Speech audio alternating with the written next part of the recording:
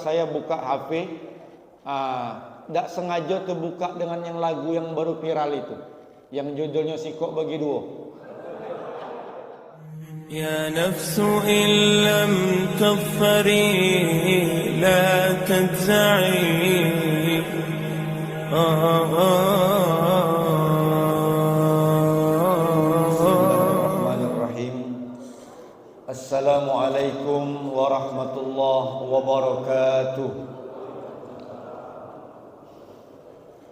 Alhamdulillah, wassalatu wassalamu ala rasulillah Sayyidina wa maulana Muhammad ibn Abdullah wa ala alihi wa sahbihi wa man tabi'ahu wa mawala.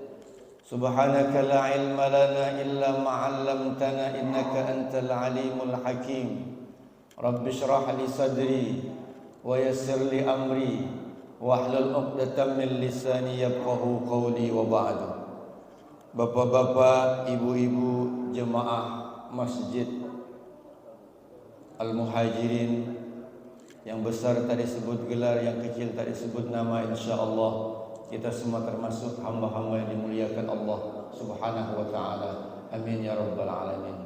Alhamdulillah, syukur sampai subuh ini Allah masih titipkan kita amanah umur. Mudah-mudahan dengan nikmat umur panjang ini menjadikan kita terus istiqamah dalam menjalankan ajaran agama Allah yang hanif ini. Amin ya rabbal alamin. Bapak ibu, apa kabar? Sehat? Anak, istri, suami sehat? Dompet sehat? Biasanya kalau ditanya soal dompet agak ribut dikit ya Pak. Apalagi lah di ujung bulan ini. Mau ditanya dompet lah di ujung bulan, biasanya segala penyakit keluar Pak. Mulai asam urat sampai darah tinggi pun keluar. Tapi balik ke tanggal 1 normal lagi penyakit itu.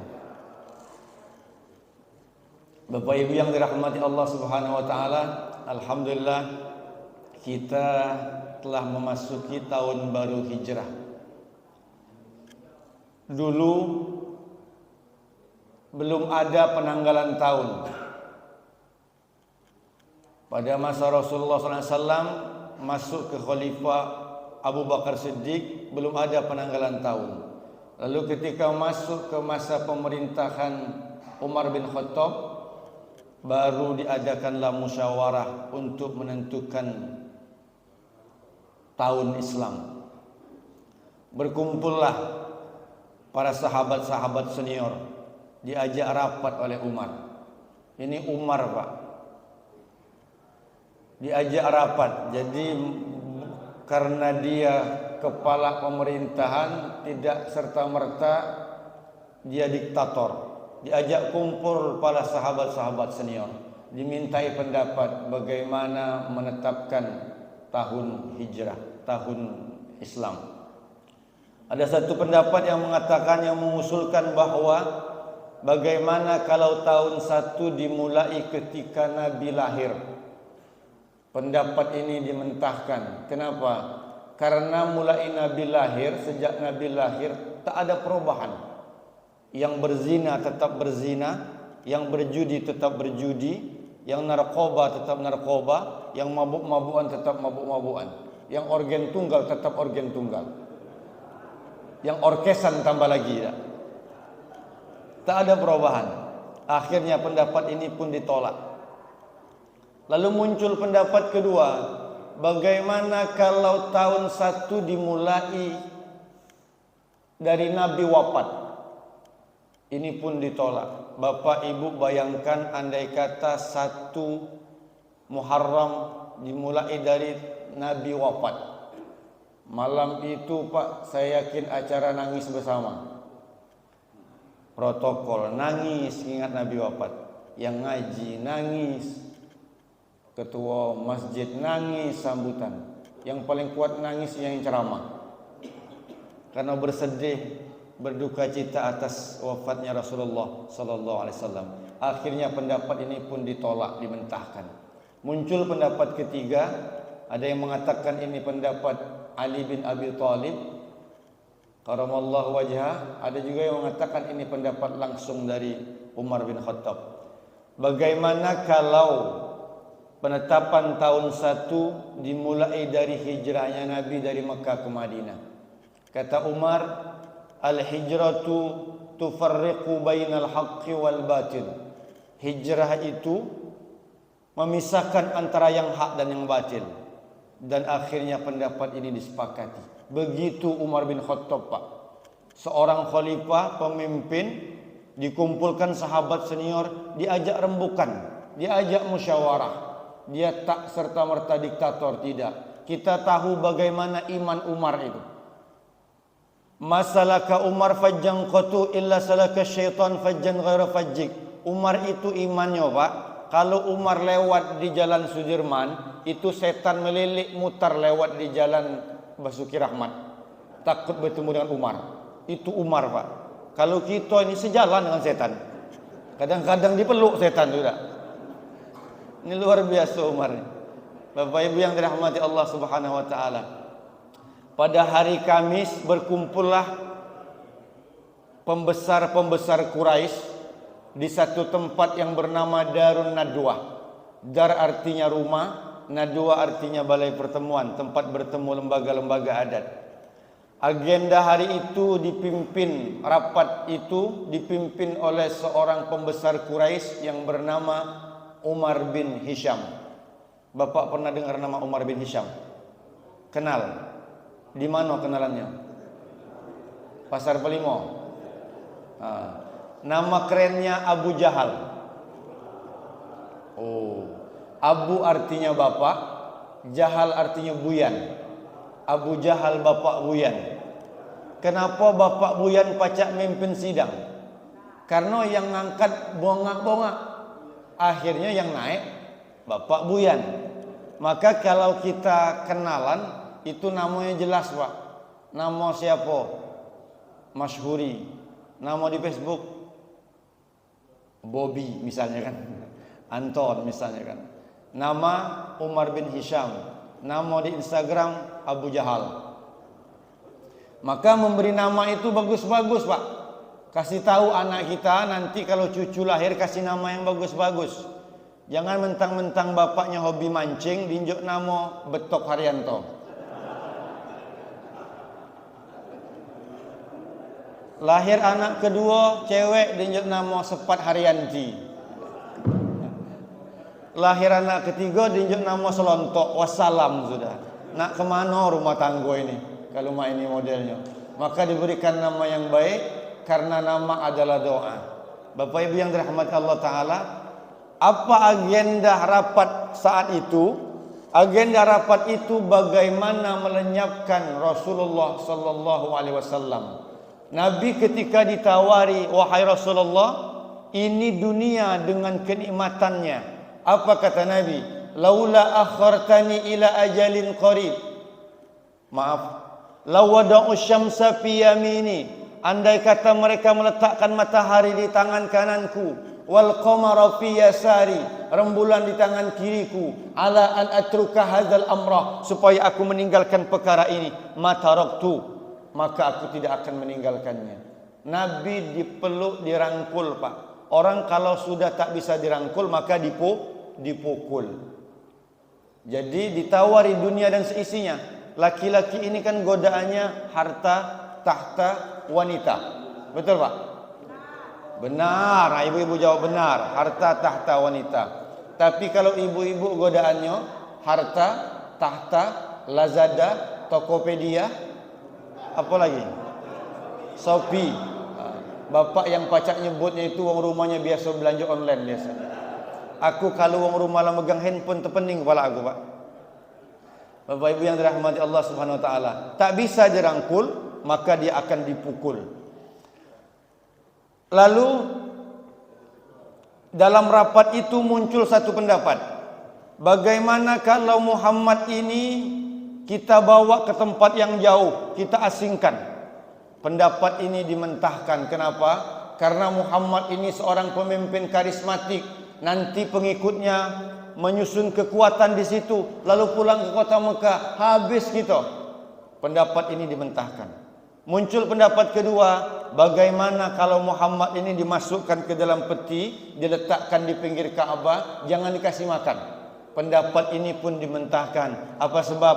Karena Muhammad ini adalah pemimpin yang baik, pemimpin yang karismatik, yang dikagumi. Khawatir nanti pengikutnya yang banyak di kota Mekah ini membuat kekuatan.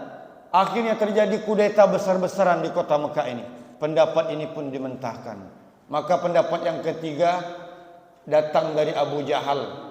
Kata Abu Jahal, bagaimana kalau kita utus satu orang yang paling kuat tenaganya, satu kali tebasan pedang maka terputuslah leher Muhammad. Pak, ini Abu Jahal, ide Abu Jahal, Pak. Jadi kalau untuk urusan yang jahat-jahat dia cepat koneknya, Pak. Untuk urusan agama ini susah betul. Nanti kalau ada rapat di ruang-ruang rapat, kalau ditanya, Pak Ustadz, ini kita nak ngadakan Maulid Nabi Isra Mi'raj ini, siapa yang punya usul ini, macam mana biar meriah acara ini? Diam dia. Udah kati suara, Pak. Giliran rapat nak peringatan 17 Agustus cepat. Oh, kita ngundang biduan Lampung 5 ekor. Kita siwa organ tunggal yang paling hebat di Palembang ini. Kalau ada model yang macam itu, Pak, bolehlah nak dipanggil Abu Jahal ini. Untuk urusan agama susah betul, tapi kalau untuk urusan dunia dia luar biasa. Ini otaknya sungsang yang model ini. Bapak Ibu yang dirahmati Allah Subhanahu wa taala, pendapat ini pun dimentahkan. Kenapa? Muhammad itu punya ayah namanya Abdullah, punya ayah namanya Abdul Muthalib, punya ayah namanya Hashim, punya ayah namanya Abdi Manaf, punya ayah namanya Qusay. Qusay inilah yang mendirikan Darun Nadwah. Qusay anak keturunan Adnan, mengalir darah Ismail anak Ibrahim, mengalir darah Ibrahim dan Ismail dalam Nabi Muhammad sallallahu alaihi wasallam. Maka andai kata suku ini tahu satu suku yang membunuh Muhammad, maka hancurlah kita. Akhirnya disepakati, bagaimana kalau masing-masing suku mengirim satu pemuda yang paling kuat tebasan pedangnya. Inilah Pak cikal bakal korupsi berjamaah ini. Cikal bakal keroyokan. Jadi kalau di masa kan repot, siapa yang membunuh tidak ketahuan. Bapak Ibu yang dirahmati Allah Subhanahu wa taala. Lalu rapat pun ditutup. Rapat ditutup, tanda tangan, bagi-bagi amplop. Kemudian siangnya Jibril menemui Muhammad. Muhammad, malam ini berangkatlah hijrah. Aku dapat bocoran tadi kaum kafir Quraisy sidang untuk bunuh kaum Muhammad. Akhirnya Muhammad menemui Abu Bakar dan Abu Bakar pun siap berangkat. Abu Bakar kan orangnya sami'na wa ata'na. Apa kata Nabi dia melok. Bapak Ibu yang dirahmati Allah Subhanahu wa taala, setelah Isya Nabi tidur, lalu kemudian tiba masanya hijrah, Nabi pun berangkat. Saat itu kaum kafir Quraisy datang mengepung rumah Nabi, dan di situ ayat yang sering kita baca di surah Yasin, wa ja'alna min baini aydihim sadda wa min khalfihim sadda fa aghshaynahum fahum la yubsirun. Kami buat tembok di depanmu, di belakangmu, kami tutup mata mereka dan mereka pun tak melihat. Nabi tebarkan pasir, Nabi pun bisa jingok, Pak. Tapi ini bukan mantra. Ini Yasin yang sering kita baca. Kaki kita punya anak nak coba-coba, tidak pakai helm, STNK belum diperpanjang. Nah, ini waktunya nak nyoba yang kata ceramah Ustaz Subuh tadi. Di lampu merah ada. Wa ja'alna min baini aydihim sadda wa min khalfihim sadda fa aghshaynahum fahum la yubsirun. Ditiupkan ke pelantas itu dah. Akhirnya pas lampu masih merah kita jalan, di seberang sana pelantas nyemprit. Prit. Ai ustaz ni ngiuk ke? Dak laku rupanya ayat tadi tu. Mak mana nak laku? Pelantasnya juga baca Yasin. Sama-sama baca Yasin, saling ganggu, dak laku dak. Atau bahasa kita Palembang, sama-sama sopir jangan saling salib, tidak? Kira-kira macam itu. Bapak Ibu yang dirahmati Allah Subhanahu wa taala. Lalu kemudian Nabi berjalan menuju Gua Thur. Gua Sur. Gua Sur, Bukit Sur bersama Abu Bakar. Selama 3 hari 3 malam Nabi di situ. Siapa yang memberi makan tiap hari naik ke atas memberikan makan, itu namanya Asma. Sebelum Nabi masuk ke dalam goa, Abu Bakar menghalanginya. Apa aja Abu Bakar? Rasul kaget dulu. Biar aku dulu yang masuk dalam goa. Kaget ada binatang buas dalam goa itu. Bayangkan Pak, begitu luar biasanya cinta Abu Bakar kepada Rasulullah sallallahu alaihi wasallam. Mentetuju dengan kita ini dalam gua yang gelap mah itu, yang kita tidak tahu bentuknya dalamnya itu, apa ada ular, apa ada hantu tidak. Dengan Nabi, Rasul, silahkan Rasul dulu masuk aja kita. Tidak, Rasul masih ada yang jago, ada Jibril, ada Mikail, banyak. Menaku ini ya Rasul, jangankan malaikat, Satpol PP pun dia bilang jago tidak. Kira-kira mana itu? Ini tidak. Abu Bakar masuk dulu memastikan bahwa kondisi di dalam gua dalam keadaan aman. Bapak Ibu yang dirahmati Allah Ta'ala, lalu kemudian Rasul tertidur di paha Abu Bakar. Kita dekat berkawan, dekat bersahabat, tapi segan kita tidur di paha kawan kita. Ya. Tapi Nabi dan Rasul tak ada jarak, tidur di paha. Bapak Ibu yang dirahmati Allah Ta'ala, lalu kemudian tiba-tiba Nabi terbangun, ada air yang jatuh. Ini kalau bocor rasanya tidak mungkin gua ini. Itu apa ya Abu Bakar? Banyu mata aku ya Rasul, terjatuh ini. Ngapa? Kakiku digigit binatang buas. Abu Bakar Bapak Ibu, saking takutnya Nabi terbangun dari tidurnya, dia tahan, rela kakinya digigit kalajengking. Dia kuat kakinya digigit binatang buas. Dia kuat menahan sakit, tapi satu yang tak bisa dia tahan, tetesan air mata. Sehingga Nabi terbangun. Begitu luar biasanya Abu Bakar. Jangankan harta, nyawanya pun diberikan kepada Rasulullah sallallahu alaihi wasallam. Maka kita jangan cemburu ketika di bulan Ramadan, ketika nama Abu Bakar disebut, kita menjawab radhiyallahu an, karena begitu cintanya. Jadi Bapak Ibu kalau kepengen merasakan bagaimana Abu Bakar dalam Gua Sur, balik dari sini Bapak Ibu beli ke pasar, beli lipan barang 3 biji dah. Beli lipan, coba kelabang coba gigitkan ke kaki, kira-kira mak itulah. Jadi kalau kepengen merasakan cinta dengan Nabi, tapi hari ini kita tak perlu Pak. Bapak tiba-tiba bawa kelabang nyengok Pak RT, aku nak buktikan cintaku dengan Nabi. Pak RT saksikan aku digigit kelabang 3 biji. Tak perlu. Cukup ketika nama Muhammad disebutkan, kita pun mengucapkan Allahumma salli ala Sayyidina Muhammad wa ala ali Sayyidina Muhammad. Bapak Ibu yang dirahmati Allah Ta'ala, selama 3 hari 3 malam yang membawakan makan Asma binti Abu Bakar, anaknya Abu Bakar, Asma binti Abu Bakar, selama 3 hari 3 malam. Maknanya apa? Pentingnya peranan seorang wanita. Ada juga yang setiap hari melihat keadaan di Mekah, hiruk-pikuk kota Mekah, lalu kemudian malamnya dia naik ke atas memberikan kabar. Bahasa kerennya hari ini update status. Penting update status itu Pak. Jadi kadang-kadang aku wajarlah kalau ada pengajian kita foto kan, cerita update status kan, penting rupanya. Lalu ada juga yang pura-pura mengembala kambing untuk ngasih kode. Kalau kaum kafir Quraisy datang, dia kasih kode yang dibocok bahwa kaum kafir Quraisy naik. Ini artinya apa? Job description, pentingnya kerjasama. Acara ini berlangsung, ada imam tadi, ada juga tukang shooting ya. Ada yang dengar pengajian, di luar ada yang siap-siap menyiapkan snack dan lain sebagainya. Maka acara ini terjadi. Ada juga peranan Ali bin Abi Thalib, tugasnya ringan, cuman menggantikan tempat tidur Nabi. Tapi andai kata Nabi tak buka, tak angkat itu selimut kaum kafir Quraisy, boleh jadi Ali menjadi cincang karena tebas lehernya udah. Tapi peranannya luar biasa. Ada peran anak muda yang kira-kira umur 23, 24, anak muda yang baru selesai S1. Bapak Ibu yang dirahmati Allah Subhanahu wa taala. Lalu berikutnya setelah 3 hari 3 malam, Nabi pun melanjutkan perjalanan ke kota Madinah, ke kota Yasrib. Tapi tidak di jalan poros jalan, tapi dia cari jalan yang kira-kira jarang dilewati kaum kafir Quraisy.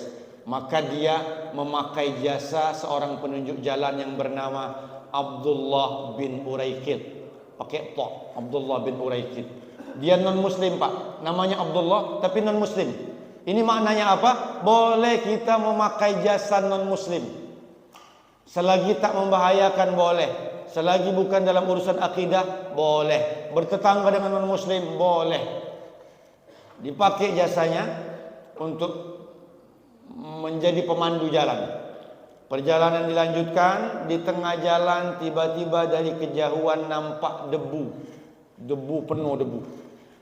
Rupanya datang seorang penunggang kuda, namanya Suraqah bin Malik. Ketika mendekati Nabi, kaki depannya terperosok, kaki kudanya terbalik waktu bontang-banting. Dia terbangun. Seumur hidupnya Suraqah tak pernah terjatuh dari kuda. Suraqah dijanjikan apabila sanggup membawa kepala Muhammad, maka dia akan dihadiahi 100 ekor unta. Mungkin unta yang paling murah sekarang Pak Selawi juta ya. Katakanlah 35 juta. Itu pun unta kurapan. 35 juta, untuk yang labu kudis 35 juta harganya. Kalau untuk yang mahal 50 juta, 60 juta, kali 106 miliar kepala Muhammad. Lalu kemudian dia sadar bahwa ini orang bukan orang sembarangan. Apa kata Nabi? Suraqah, aghib anna. Lupakan kejadian hari ini, baliklah kau kota Mekah. Suraqah pun masuk Islam. Pelajaran apa yang diambil dari sini? Berapa banyak orang yang keluar rumah berniat bermaksiat, tetapi di tengah jalan dia berubah menjadi taat kepada Allah Ta'ala. Berapa banyak orang yang dari rumah dia berniat baik, tetapi berubah ketika di tengah jalan.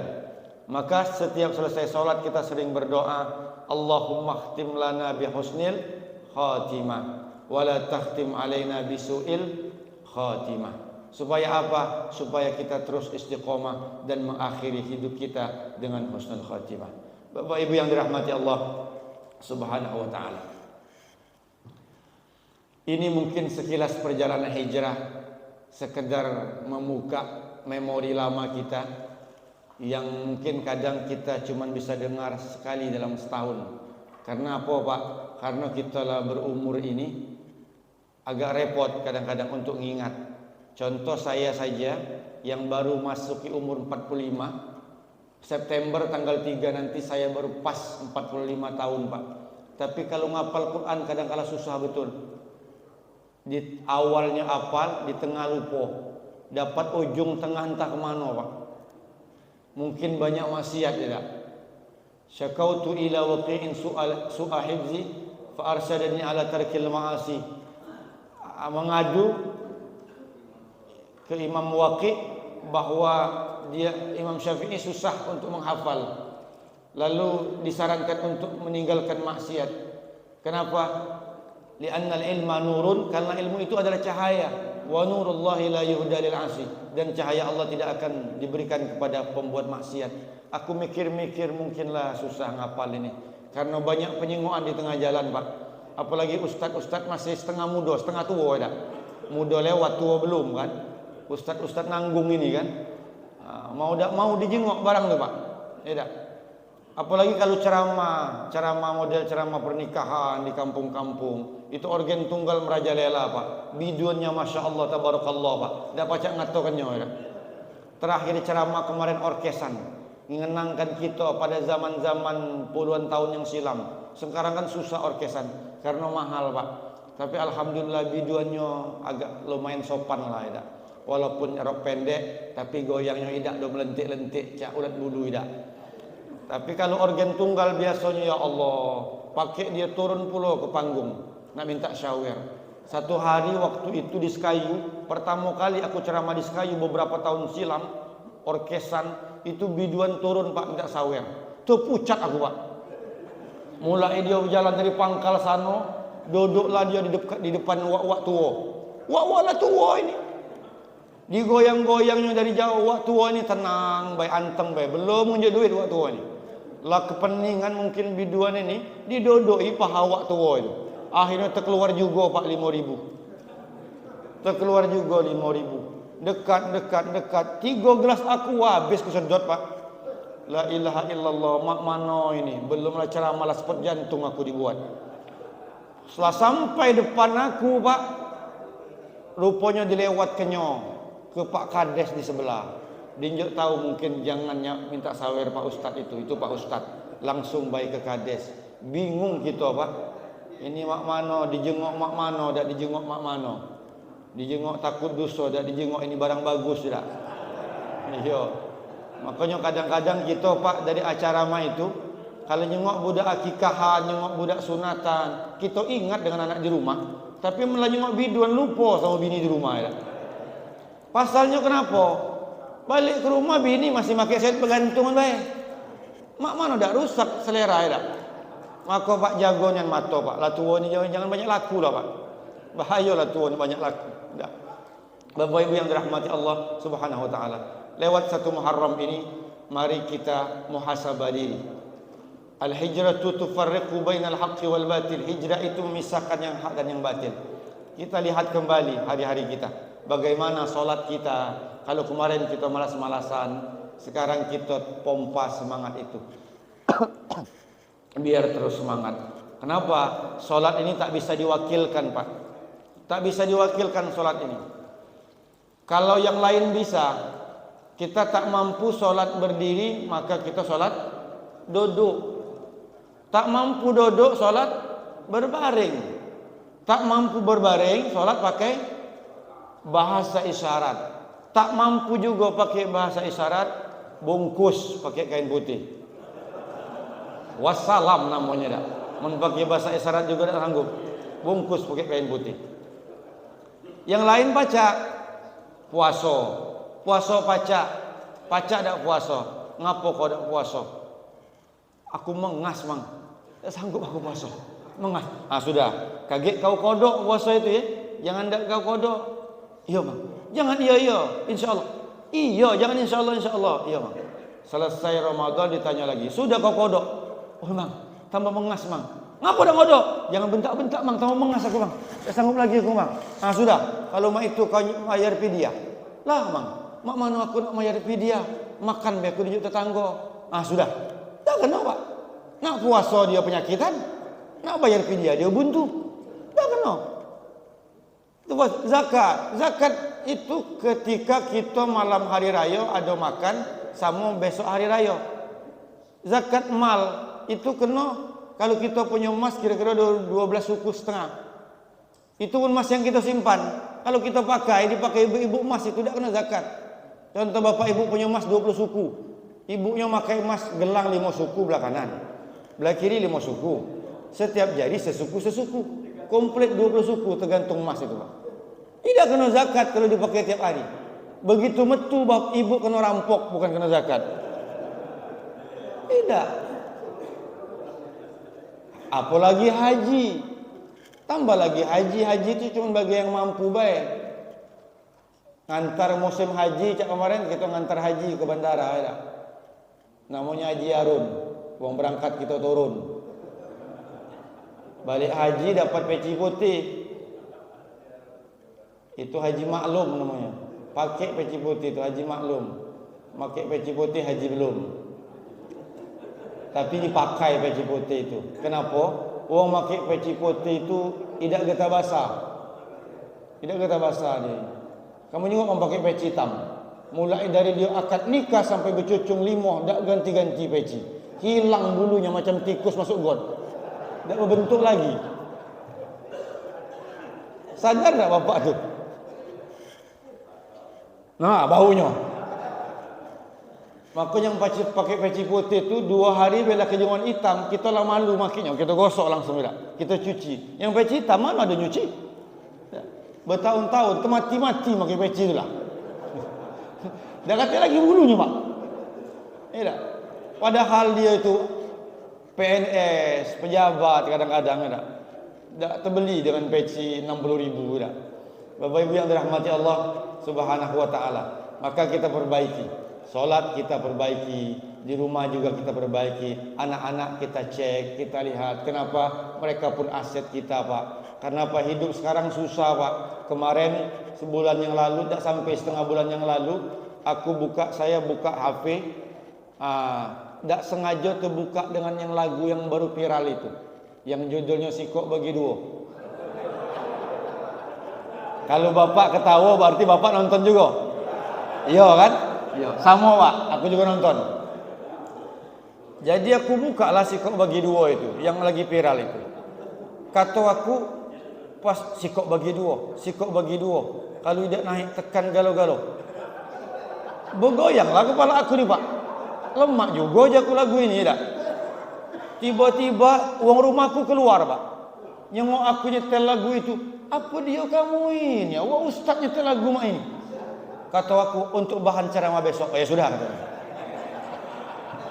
Kalau dikatakan untuk bahan ceramah ada apa-apa katanya. Uang rumah masuk, kita bergoyang lagi. Masya Allah lagu ini katanya. Sikok Bagi Dua tak. Tembak pucuk bawa basah. Apa dia tadi? Tembak pucuk bawa basah. Mulai dari malam sampai pagi Pak, ku cari maksudnya. Apa dia yang tembak pucuk bawa basah itu? Yang ditembak pucuk itu apa dia? Terus yang basah di bawah itu apa dia Pak? Ku tanyalah sama ini. Oh rupanya pas dia bait terakhir itu, jangan ditahan BB mahal katanya. Oh nginek ya Pak. Kira-kira nginek kan? Ku tanya dengan jamaah itu, berapa inek itu Sikok? 300 Pak Ustaz kata dia. 300.000 baik. Sebutir. Pantesan kalau lagi OT itu, budak-budak muda itu bergoyangnya Pak. Oh. Rupanya 300.000 harga goyang itu Pak. Inek itu. Terus aku jenguk lagi, ada yang bergoyangnya model separuh Pak. Oh rupanya dia ngepelnya separuh Pak, buntu. Jadi dia buntu beli separuh 150 dah. Jadi goyangnya separuh mulu. Oh. Jadi kita gampang Pak, nak tahu budak ini buntu atau tidak, jengok goyangannya waktu dia OT dah. Kalau dia mak ini nak lagi pegang duit dia. Kalau dia cuma separuh, nah, itu berarti buntu dia. Cuma makan pel separuh berarti tak. Rusak gitu Pak. Lantak budak-budak sekarang ini. Musiknya dibuat sekendak pacak kau DJ kata dia. Nak dibawa ke mana anak-anak kita dengan kejadian-kejadian model sekarang ini. Maka tugas kita hari ini sangat berat untuk memastikan bahwa anak-anak kita insya Allah di masa yang akan datang tidak saja menjadi penyejuk mata di alam dunia, tapi juga mereka akan jadi pelipur lara bagi kita di alam barzah nanti. Maka hari ini Pak, kalau kita punya anaklah yang bisa berdoa, Rabbighfirli wali walidayya warhamhuma kama rabbayani shaghira. Kalau bapak ibu Allah titipkan harta, punyalah harta, buatlah harta itu membuat kita semakin dekat dengan agama Allah Ta'ala. Kita bantu agama Allah. Yang punya tenaga, bantu agama Allah Ta'ala. Yang punya pemikiran, bantu agama Allah Ta'ala. Yang punya harta pun, bantu agama Allah Ta'ala. Hari ini kalau kita berteman, bersahabatlah dengan orang-orang yang dekat dengan Allah. Kun ma'allah, wa illam takun ma'allah, fakun man ma'allah. Kalau kita tak mampu dekat dengan Allah, bersahabatlah dengan orang-orang yang hatinya selalu dekat dengan Allah. Kalau aku bersahabat denganmu, mataku tak berzina. Kalau aku bersahabat denganmu, aku tak narkoba. Kalau aku bersahabat denganmu, aku tak berjudi. Dan yang paling penting, ketika aku dekat denganmu, hatiku selalu dekat dengan Allah Subhanahu wa ta'ala. Intinya sebagai kesimpulan, lewat Muharram ini, mari kita muhasabah diri. Kita kalau bahasa dusunnya menak-nak dulu, melamun sesaat, merenung sesaat. Ini saya ini lah berapa tahun umur, nak jadi apa? Yang nak kubawa mati ini apa? Apa harta? Apa jabatan? Apa nama besar? Tidak. Semua itu hanya akan menjadi puing-puing kenangan di masa lalu. Lalu apa yang akan kita bawa menghadap Allah Ta'ala? Tak lain dan tak bukan adalah amal soleh. Amal soleh. Bapak Ibu yang dirahmati Allah Ta'ala, bahkan senyum pun akan menjadi sedekah. Boleh jadi sedekah kita yang 6, 7 juta, 10 juta, 20 juta, itu kita boleh jadi riak Pak. Tapi perkara yang kecil model senyum, boleh jadi itu surga kita nanti insya Allah. Bapak Ibu yang dirahmati Allah Ta'ala, mungkin sampai di sini dulu yang bisa saya sampaikan. Mudah-mudahan Allah panjangkan umur kita, amin. Dengan umur panjang ini menjadikan kita istiqomah dalam menjalankan ajaran agama Allah Ta'ala. Mudah-mudahan Allah anugerahkan kita rumah tangga yang sakinah, mawaddah warahmah, anak-anak yang soleh dan solehah, yang tidak saja dia menjadi penyejuk mata di alam dunia, juga menjadi pelipur lara bagi kita di alam barzakh nanti. Mudah-mudahan Allah berikan kita rezeki yang banyak lagi, berkah yang dengan rezeki itu insya-Allah semakin kita dekat dengan Allah Ta'ala. Ini saja, andai ini Muharram terakhir bagi kita, kita tentunya berhusnuzon. Mudah-mudahan kita akan tutup mata kita insya-Allah dengan husnul khatimah. Amin ya rabbal alamin. Ini saja, mudah-mudahan bermanfaat. Wassalamualaikum warahmatullahi wabarakatuh.